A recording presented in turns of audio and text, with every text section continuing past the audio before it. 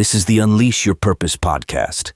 You give away free haircuts for a year. Free haircuts for a year, a whole entire year. You can come twice a month for a whole year. Yeah. Then this year, I also did a second winner to win one haircut a month for 6 months. So basically 6 years for free. You have to like the posts, share the posts, tag me, and then comment. Dang. So those things right there is... How many people were in the drawing? This year wasn't too high. I would say like 100 and something. Yeah. So there's 100 and something new followers. Yeah, 100 and something new followers. But all those, those 4 things are gonna get you all the engagement. Yeah. It's gonna get your post seen more. Yeah. But also like that brings me revenue. Yeah. Sure. It brings me clients. People are seeing my profiles. People are like, oh, I didn't win, but I mean, he does. You also have like wherever you go. What I learned from you is that you go to like. You'll go to Instagram, say you're at the gym. You'll go to the gym and that place on social and start following those people. Yeah, follow people or just, even if you just like them and they'll see like, oh, who's Transformation Cuts? They'll click on them like, oh, I see him at the gym. I'll follow. I didn't know he was a barber, because I go to the gym, put my headphones on, I don't talk to nobody. Yeah. But I'm wearing like, I'll wear my your gear, barber shirt or my necklace. Like I have different stuff that'll advertise that I'm a barber.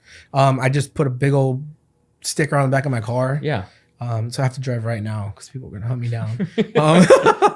But yeah, I mean, I just try to advertise wherever I go. If not, I just, like I said, social media. I try everything. I'll DM people like, hey, you slide in. Brand new. I'm a barbershop in the area. And then you also give a free. Do you still do this? No, not anymore. No. I was, but then it was costing me. How I found you is that you offered to give your first haircut for free. No, so I was just thinking about this.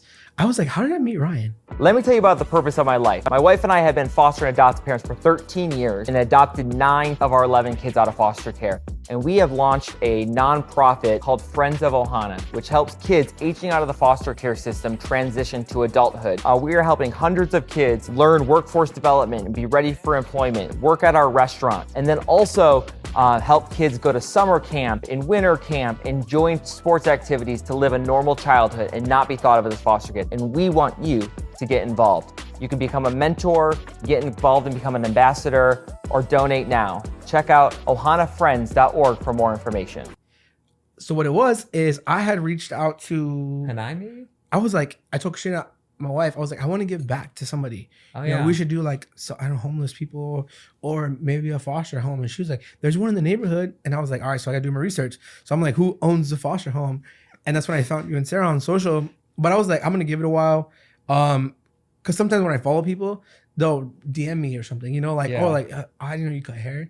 Yeah. So you followed me back and I didn't get that. So I was like, so I was like, you know what, whatever. So then I ended up running into Sarah at Sky Zone. Okay.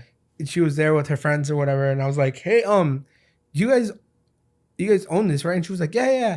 And then I was like, you guys own the foster care too? And she was like, we do. I was like, I would love to give you guys free haircuts. And then she was like, really? Like, that's so nice. What's your phone number? And then I gave it to her. And then she gave it to someone, yeah. Yeah, somebody. And then somebody reached out to me. And then like 2 weeks later, I'm cutting 27 kids in my house. Yes. Sweating. I'm just cutting all day. Boys, girls, everybody. And then I forgot, I ran into you at the gym. I said, hey, my name's Mitch, Barber. Come, I think I told you like, hey, you want a free haircut or something like that? You're like, yeah, like free haircut. Like, I forgot what it was. And I told you like, yeah, I cut all your foster kids. You're like, that was you? And I was like, yeah. Awesome. So that's how I found out you love Jesus. We went to the same church. Yep. You cut really good. Yep. Yeah. And then it went from there. And he has convinced all my boys. Like we have this like quiet communication because he comes to my house every single week, or not every week now, but cut all 8 of my boys. And I'm pretty particular on their haircuts. Mm-hmm. I have to tell him, I go, hey, you need to trim the sides, cut top off, just play it cool. And every time they're like, nothing up top. I look at him like, top. Uh-huh. Yeah. Yes. I go, who's paying the bill? Uh-huh. Yeah. Yep. I tell him all the time, sit down. Like, I'm like, you want the same haircut? Yeah, nothing on top. I'm like, nah, your dad's paying me. You got to trim the top. I mean, hey. Until you're paying, you gotta get what exactly. you get. And no, even today, even one of my boys today, he's like, I know you try to get that fade. I want that taper. I go, you need to get that at least medium high taper. Yep. I said it's only a matter of time till you guys will all have the CCV haircut. Oh, that's hilarious that you guys all have the same haircut. And the problem is, hey, it looks nice. It does. Yeah. Comes with wisdom. Yes, exactly. Oh yeah. Man. How is it being for your family being first generation business owner and first generation home buyer? Like, how is that for your family, like your extended family? Because your family's really close. Yeah. And they all kind of helped out with this whole journey for you. They did. Everyone, a lot of people, me and my wife were the heads, but everyone had their hand in it, whether it was praying or giving advice, sweeping, like anything. Everyone had their hand in it. But my parents are proud. My dad, every time he goes and I'm like cutting his hair, he's just crying. He's like, I can't believe this is yours. Like, it's like, it's, that's cool. Yeah, it was like just breaking the generational curses, and I don't know. It's really big for our family, because nobody, besides my on my mom's side, they own businesses, but no one like immediate family, nobody owns any businesses. And it's honestly, I never thought I was gonna own a business at all. I never pictured myself owning a business. I had to get out of my own head, because being in my own head, I'm like, I don't deserve this. Like, this is not what I deserve. I shouldn't be here. Like, coming from my past and everything that I've been through, I shouldn't be where I'm at now. And that's all, thanks to God. And just him being faithful to me. And even when I don't deserve it, he's still doing it, And I don't know. It's good though. Like, that's like probably one of those powerful things that someone said on this. No, it's good.